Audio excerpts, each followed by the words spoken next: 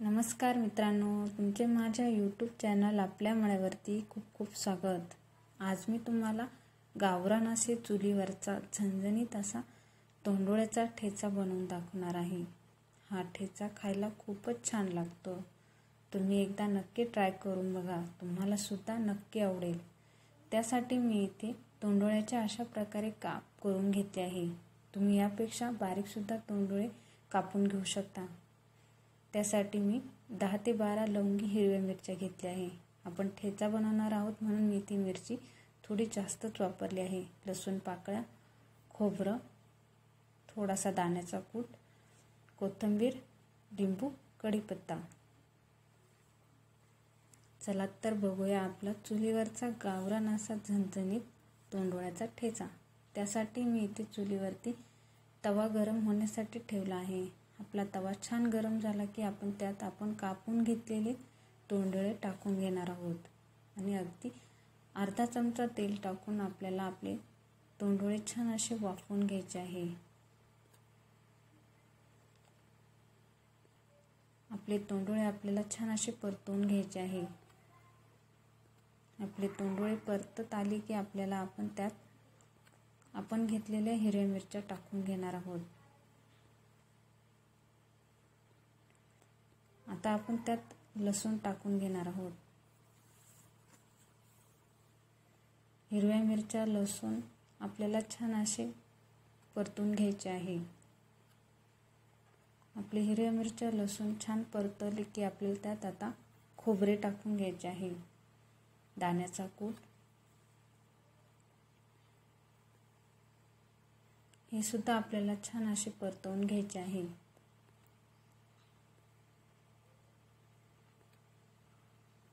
तुम्ही बघू शकता आपला तोंडोळ्याचा ठेचा छान असा परतला गेला आहे। आता मी सर्वात शेवटी त्यात कोथिंबीर टाकून घेणार आहे आणि त्यात टाकून साधारणतः चवीनुसार 1 चमचाभर मीठ। आता हा ठेचा मी आपल्या तांब्याच्या साहाय्याने अशा प्रकारे छान असा कुस्करून बारीक करून घेणार आहे। तुम्हाला जास्तच बारीक हवा असेल तर तुम्ही हे मिश्रण मिक्सरच्या भांड्याला फिरून ठेचा तयार करून घेऊ शकता, परंतु अशाच प्रकारे बारीक केल्याने आपल्या ठेचाला चव छान येते। म्हणून तुम्ही अशाच प्रकारे तव्यावरती ठेचा आपल्याला बारीक करून घ्यायचा आहे।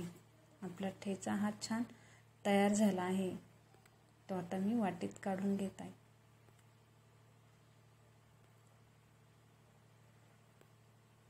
तुम्ही तोंडोळ्याची भाजी खाल्लेलीच असेल, परंतु तुम्ही अशा प्रकारे ठेचा एकदा नक्की बनवून बघा, तुम्हाला नक्की आवडेल।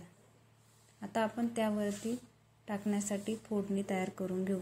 इथे मी छोट्या पॅनमध्ये साधारणतः 1 चमचाभर तेल गरम करून घेतले आहे। त्यात अर्धा चमचाभर मोहरी, अर्धा चमचा जिरं, पाव चमचा हिंग, कढीपत्ता, थोडीशी कोथिंबीर।